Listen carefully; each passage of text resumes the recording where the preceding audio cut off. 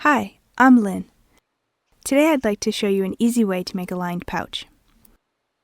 This is one I made a few years ago to store the cables for my knitting needles. They're quick and easy to make, and you can even embroider labels on them if you want. It's very easy to customize these pouches to whatever size you need, so I won't go too much into the exact measurements.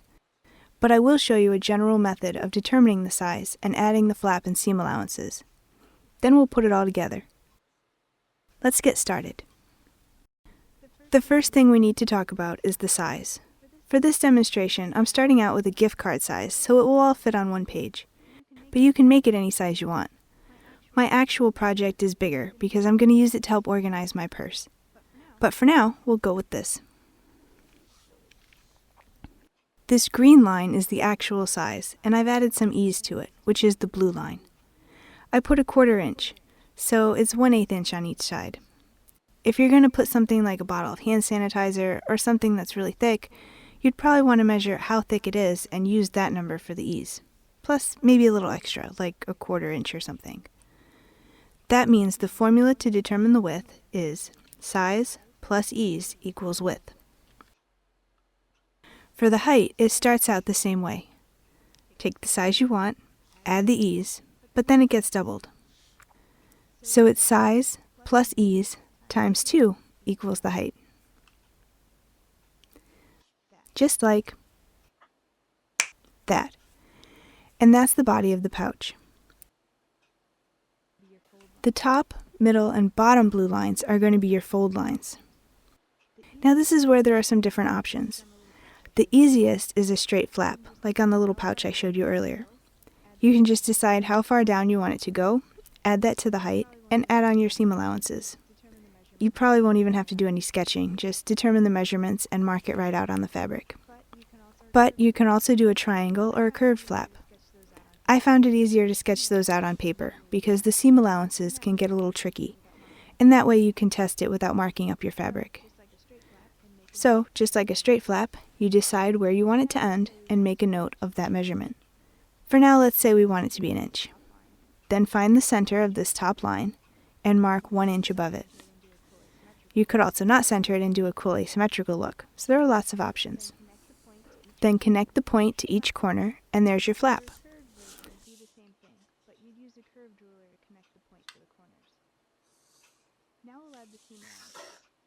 For a curved version, it'd be the same thing, but you'd use a curved ruler to connect the point to the corners. Now we'll add the seam allowances. I'm using 1/2 inch, so I'll just measure out from the blue lines and mark these points. And done. Now we can cut fabric and start putting everything together.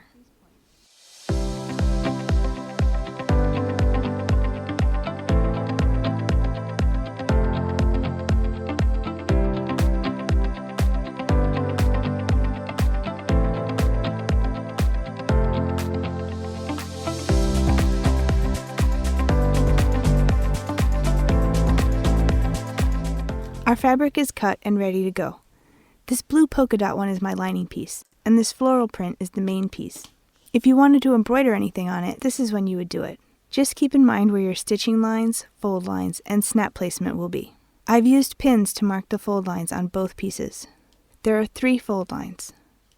We're going to be treating both pieces the same. So to start, we'll fold the edge hem on the lining piece. I'm using a 1/2 inch seam allowance here.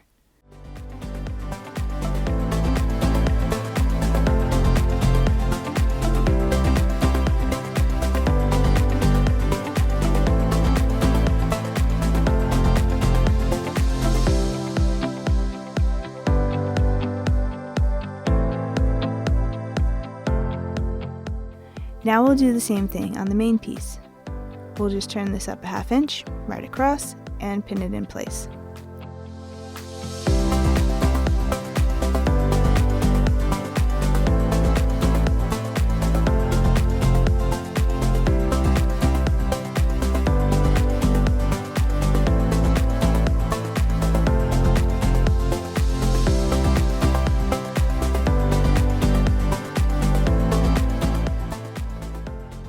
Then they're ready for a quick press. I always like to press the folds, just to make my life a little easier. My pins are glass heads, so the iron won't damage them. And since it's a small edge, I'm using my mini iron.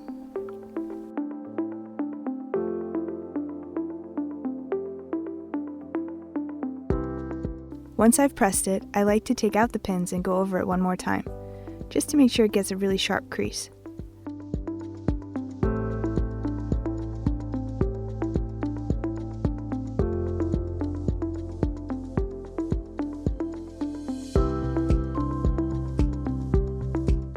Now we're ready for the next fold. This time we're going to be folding it along the middle line, up to the top line. Again, we're going to do that on both pieces. Let's start with the lining fabric.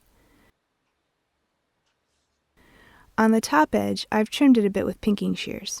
It's not really necessary since it will be an enclosed edge, but it's just a personal preference. Now we'll fold this along the middle line, so that it reaches the top fold line here. The side edges should line up nice and straight. And we'll do the same thing with the main fabric. Again, it should reach the top fold line and the side edges should line up. Now we're ready to do some sewing. We'll be stitching along each side edge on both pieces. Let's head over to the sewing machine. For this side, we're going to just sew it normally, and I'm using 1/2-inch seam allowances. I like to start from the top edge and sew down toward the bottom.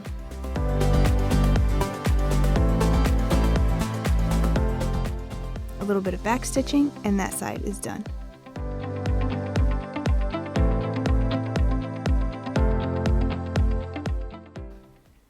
Now for the opposite side, there's this edge here, and if I sew over it bottom to top, it could get jammed or crinkled. So I'm just going to turn it over and sew it from the other side. This way I can still sew it from top to bottom. And though it's a little harder because we can't see the top edge, I can just feel the ridge where the fold is and make sure it's lined up properly. And away we go!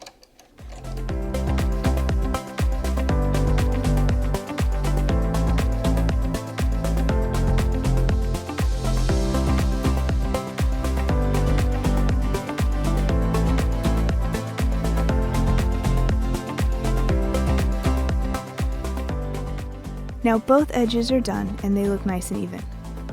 We'll do the same thing with the main fabric. I'm still using 1/2-inch allowances.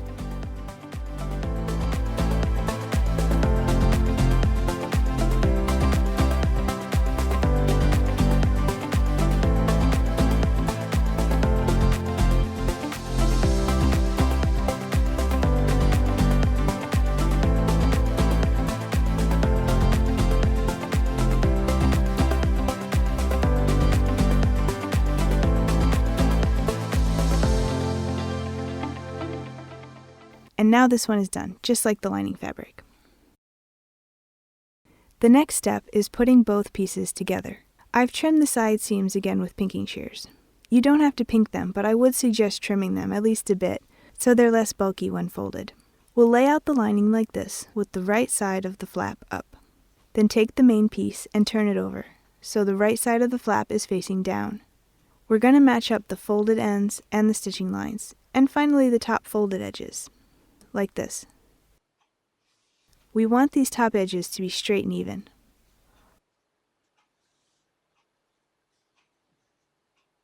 Then we fold it down, smooth it out, and pin everything in place.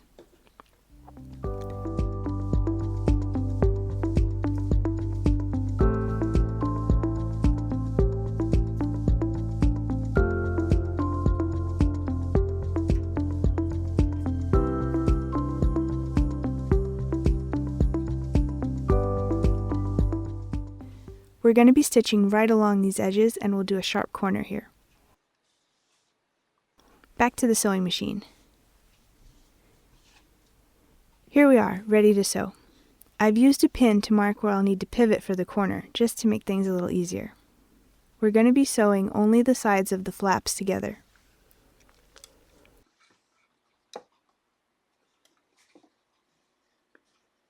You can feel the ridge of the folded edges and use that to line it up under the needle.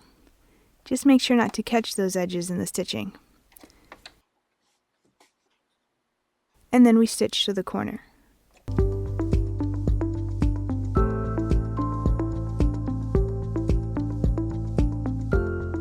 I'm going to use the spare thread method here, so I've stopped one stitch from where I need to pivot.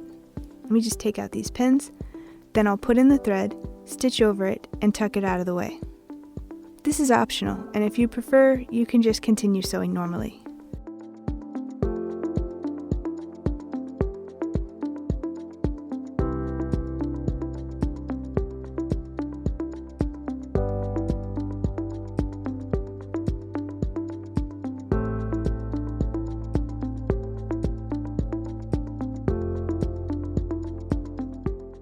Now sew the other side.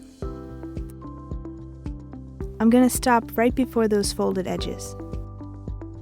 It can be hard to see, but you can definitely feel them to tell where to stop stitching. It's better to be a little farther away from them than to catch an edge.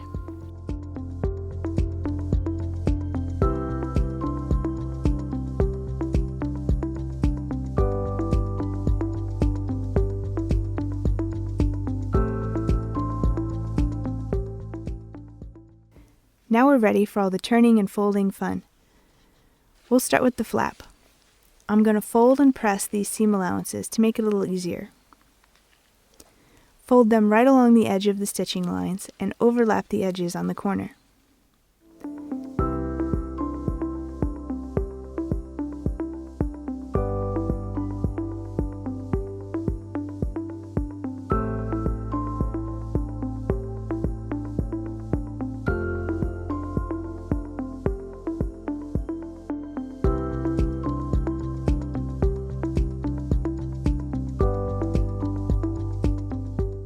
Then we just turn it right side out and pull the spare thread to make that corner pop out. There it is. I'll give it another quick press.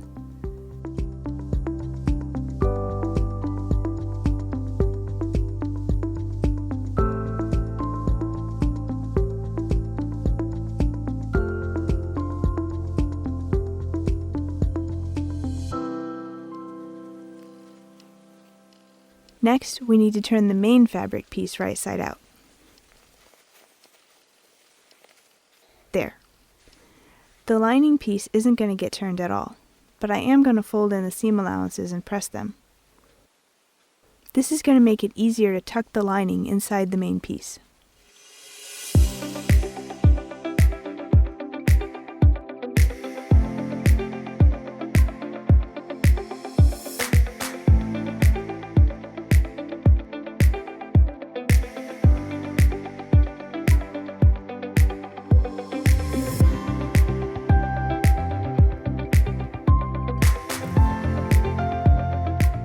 Then we'll just tuck it in and make sure it goes all the way to the bottom. And that's done.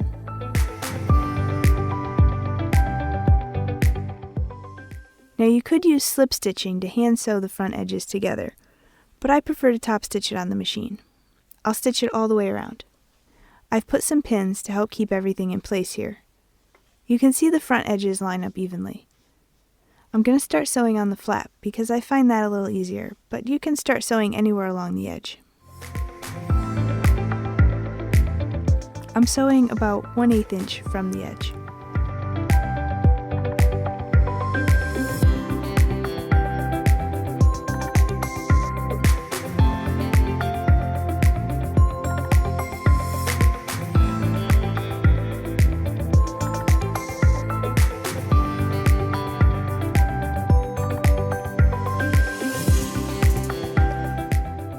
Now that the flap is stitched, I need to rotate the fabric a bit to keep sewing.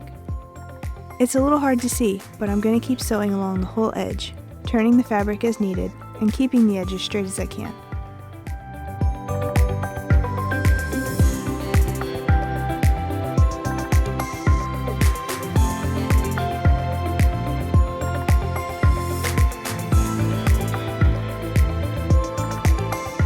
And then we're back where we started.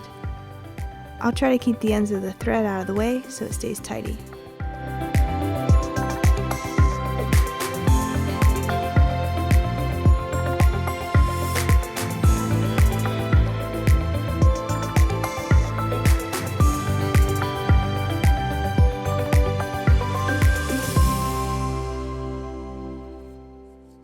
There. The edges are nice and even and it's fully lined. All that's left is to sew on a little snap to close it. Here it is with the snap.